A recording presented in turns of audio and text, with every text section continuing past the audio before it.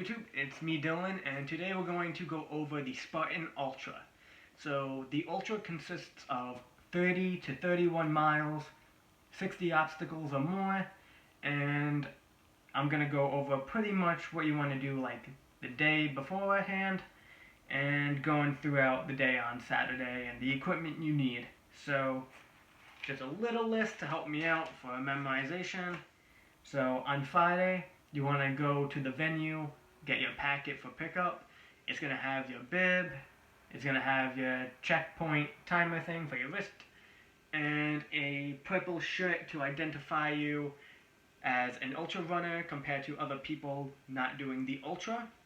So that'll be on Friday. All you're doing is picking up that packet. You're not running, you're not doing any competitions or anything.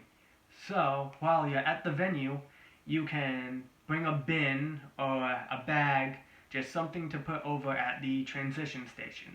Now for the transition station, this is going to be your halfway mark of the Ultra. So pretty much the end of loop 1. In your bin, you can have shoes, food, another camelback, whatever you feel safe that you want to put in the bin. If you don't happen to bring it on Friday, just make sure that you bring it on Saturday morning, get to the venue an hour earlier so you have time to park, stretch, put the bin where you want it at the transition station, and remember where it's at so it's easy to identify. There'll be a lot of bins and bags, book bags, all in that transition area, so maybe put like stickers or just make something on it that makes it pop out more to you that you can find quick, because you don't want to waste time during the Ultra trying to find your bin when those minutes could be used on going through the race. Now, I'm really strict on that. Going through the race, you have checkpoints. So, if I remember right, it was at 2 p.m. you want to be at transition station. Then at about 6 and 8 or 2 other checkpoints, you just want to make sure you're there at whatever obstacle they say. And 9 p.m., that'll be the cutoff for everybody, for all racers. Now, if you don't make it to the checkpoints for the listed Ultra stations, it's pretty much you're disqualified, they stop you at the race, and you just gotta do another Ultra next time in the future. So, the transition station, you can have anything in your bin. What I had was an extra camelback, just in case one broke, which mine did on lap 1, so I had a backup for lap 2, which was great. Another pair of compression socks, shoes. You want to make sure that you maybe Gatorade or some kind of electrolyte, sugar, carbs, snacks, and just make sure that's, in the bin. You can also put it in your camelback as well. I'll go over, maybe some foods to put in your camelback when you're doing the race. Then, let's see. The start times for the open races are going to be like 6:30, 6:45, 7 a.m. So you can choose any one of the 3 for the open. Now, if you're doing elite and age group, I'm pretty sure those are earlier races, but they are more strict. You can't really get help on them. The rules are different. I've only done one open Ultra, so I could get help from others and do different rules, and they aren't as strict. Like, certain obstacles I could try more than once. When they do age group and elites, I saw that they only had like one chance to throw the spare. If they didn't make it, they had to do burpees. So, that's pretty much to that with the timing and to the equipment. So I'm going to go from bottom to top. So pretty much your shoes, socks, tape, and so on. So the shoes that you want, I put them right here. You want to make sure they have some kind of tread, grip, something to really stick onto the mud. Because when you do these races, you're going to get extremely muddy. All the walls are slippery. So you want to make sure that you have something that'll really glue onto the wall. You don't really want a running shoe that's pretty, not flat, but it doesn't have much like grip on it. So try to stay away from those. Get a good trail shoe. So you got the shoes. You're going to use pretty much for protection for blisters, what I did was, first layer was like body glide or foot glide. You pretty much just put that as a first layer to help, friction. I put blister prevention tape right on top of that. Then I did duct tape on top of that. Then I did a short sock, compression sock. And then on top of that, I did a long compression sock up to my knee. So that helped, not really get blisters by, doing all 30 miles. So make sure you tape your hot spots. So we did the lower part. I did regular running shorts. Then I did boxers that aren't cotton. You don't want any kind of cotton-like clothes because when you sweat, the cotton just kind of keeps the water. That's what makes the friction. The friction makes the blisters. And I'm pretty sure doing 30 miles, you want to get as far as you can in the race, delaying blisters as much as you can. So, wear anything that is not cotton. The shirts, try to do a dry fit or some kind of Under Armour shirt. You could probably type in dry fit on Amazon like I did. It was maybe a $15 or $20 shirt. Let's see. I also wore leggings to help compression, and then knee sleeves, just, for your knees, help you out. And let's see. I did, if you want it in the morning, try to wear a hat or sunglasses so the sun isn't blinding you in the eyes. And then, like I said, I did mine in Fayetteville, so it was hot. I did sun spray for kids, so it was tear-free. So if I did get it in my eyes, it wouldn't sting like other sun spray. And then for certain obstacles, I would recommend gloves. So let's say any muddy ropes, wear the gloves so it's a bit more grippier than just using your hands. On probably bars, me personally, I feel better using my hands as is. And then wear a watch that keeps track of time, mileage, distance. Make sure it has an alarm to tell you 30 minutes has elapsed or 1 hour has elapsed. So it's kind of keeping you on track of how many hours have passed. And then you have the Camelback, which I talked about earlier. You can put anything in your bladder. I would recommend a powder called Trailwind. So it's pretty much high calorie, a bunch of sugar. It'll have a little bit of caffeine in it to, keep you going. You need the sugar and carbs because you're using a lot of energy.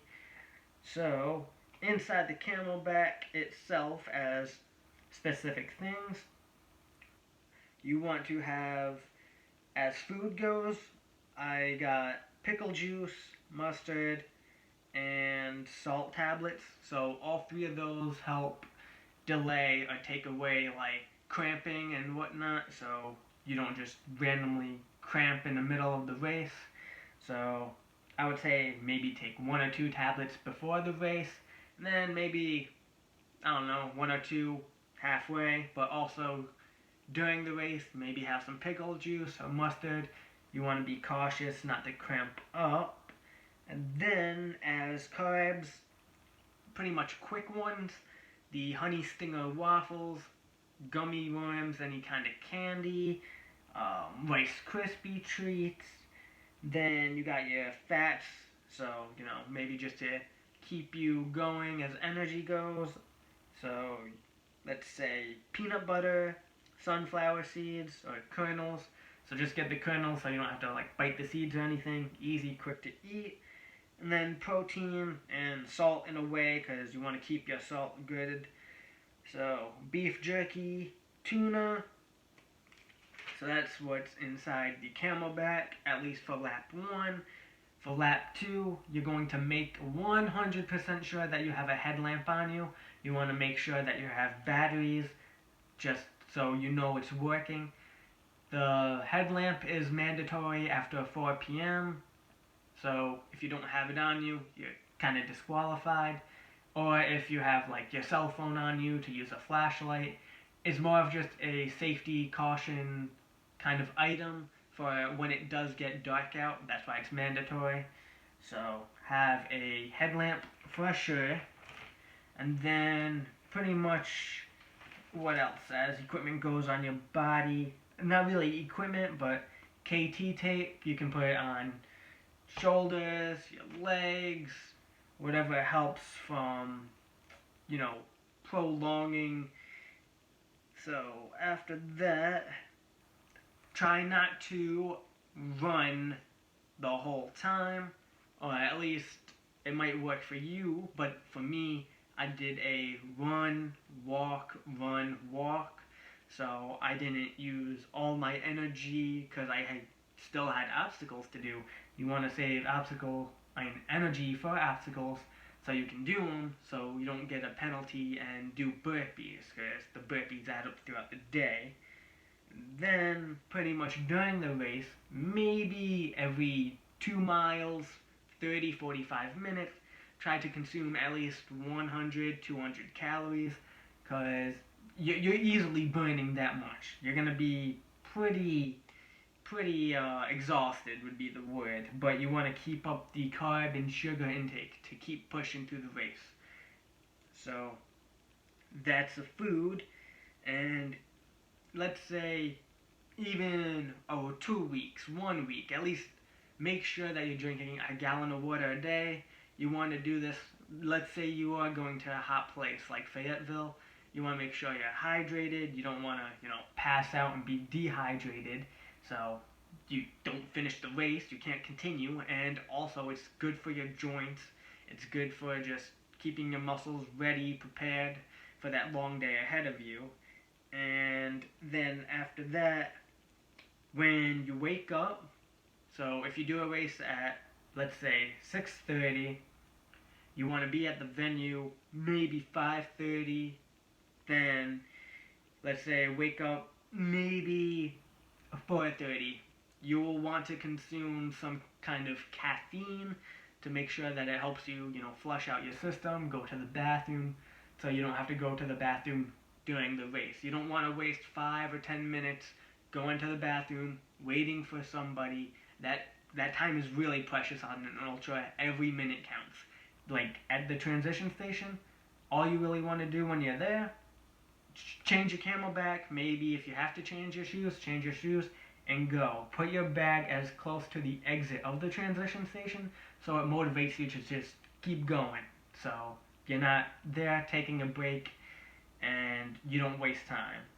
Then, as that is all settled, as other food ideas go, try to eat a lot of food. You want to get your calories pretty high up there, so like 2 to 3 days prior. So you have time for the food to digest in your body. You don't want to eat 10, 20,000 calories the night before and you're on mile 3 in the race and you'll puke it up. So you didn't have time to let the food digest and do what it had to. So try to eat, higher calorie foods or just meals throughout the days, leading up to the race, just not the day before. And then try to stay away from, at least for me, I had pizza like the day before. That might have been bad, so maybe I should have had that 2 or 3 days before. So this is one mistake that I learned. And also as digestion goes, maybe for the race have like baby foods. It has the carbs, it has the sugar, it's easy to digest. Honey sticks are good as food goes to digest as well. And then as well before the race, get a massage. You don't want to feel stiff. You maybe foam roll, do some yoga, just do something so you don't feel tight. And if you're driving to a venue, at least get to your Airbnb or hotel like a day before. So that would be like, Thursday. You don't want to get there Friday, do the packet, and then do the race literally the day after. You want time for your body to rest from wherever you drove from. So, going off of that as rest goes, it's going to be difficult to get sleep. You're doing an ultra, your energy is like, oh my god, I'm, nervous, anxious, anxiety. But if you can, try your best to sleep at least 7 or 8 hours. I think for me, I slept like 5 or 6 because I was just like paranoid. So it's gonna be common. And then another thing as foods go, let's say you're in a new area, there's food that you haven't tried before. I would say stay away from that food until after the race. You don't want to consume something that you've never tried. You don't know if your body is used to it, what it will do, what its effects are. Maybe you might get sick, maybe you won't, but you don't want to have, you don't want to take that chance of, having a stomach bug just because you want to try something new. If you are, do it after the race. And then I wrote down the drop bin, the exit of the transition area, and pretty much I said this earlier about drinking caffeine at least like 2 hours before the race, so it's in your system. You go to the bathroom and so on, but the week heading up to the race, try not to have like caffeine. So the day of the race, when you do drink that coffee or that pre-workout, it really does its job flushing you out and works. It's like way better. So it had a break from away from the caffeine, so when it hits, it really hits. So this is the Fayetteville Ultra tab. Let me move that. And it says the miles and kilometers on the back of the tab. And at the end of the race, you get these medals. Turn it around. It's actually a buckle, but I don't really want to take the lanyard off. But if you wanted to wear it like on a belt or something, this is the trophy you get for completing the race. And you get one of these Spartan shirts. It'll say Ultra. Pretty much it. So, I'm going to say leave a comment down below if you liked the video. And Dylan signing out. See you guys next time.